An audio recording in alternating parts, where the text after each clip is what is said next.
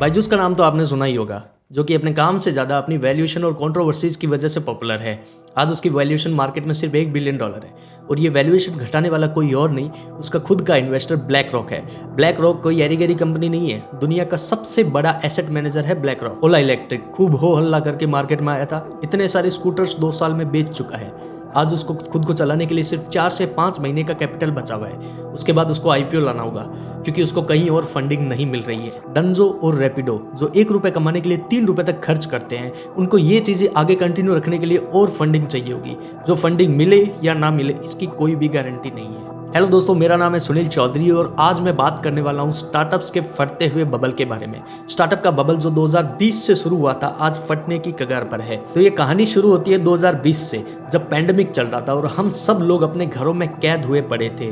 उस टाइम पे अगर हमें खाना चाहिए होता था या ग्रोसरी, चाहे एजुकेशन हो या एंटरटेनमेंट, सारी नीड्स को इन स्टार्टअप्स ने फुलफिल किया था उस टाइम पे। इंडियंस अपने घरों में बैठकर अपनी सेविंग्स उड़ा रहे थे और इन स्टार्टअप्स के यूजर्स दिन रात बढ़ते चले जा रहे थे, जो कि फंडिंग के लिए एक सबसे बड़ा फैक्टर था। इंडिया में उस टाइम पर हर स्टार्टअप को फंडिंग मिल रही थी, चाहे वो छोटा हो या बड़ा स्टार्टअप हो, किसी भी तरह का स्टार्टअप हो उसको फंडिंग मिल रही थी।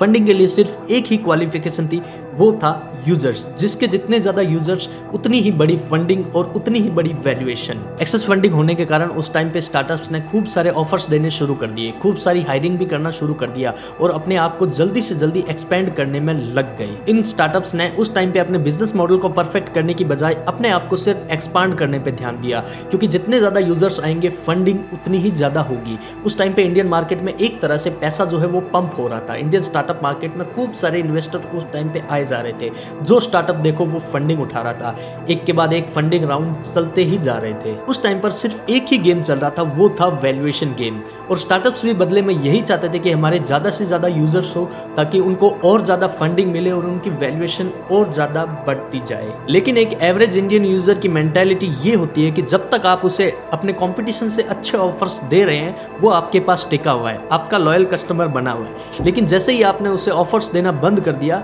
वो आपको छोड़कर आपके कंपटीशन के पास चला जाएगा। जो भी स्टार्टअप्स ऐसा सोच रहे थे कि वो अभी पैसा डालकर यूजर्स एक्वायर करेंगे और बाद में उनसे पैसा कमा लेंगे, वो बिल्कुल गलत थे। स्टार्टअप्स को हमेशा फंडिंग की जरूरत होती है, चाहे वो अपने स्टार्टअप को चलाने के लिए हो या फिर अपने पुराने इन्वेस्टर्स को एग्जिट दिलाने के लिए हो। उनको फंडिंग तो चाहिए ही चाहिए और जिस टाइम फंडिंग मिलना बंद हो जाती है उस टाइम उनके पास एक लास्ट ऑप्शन बचता है आईपीओ।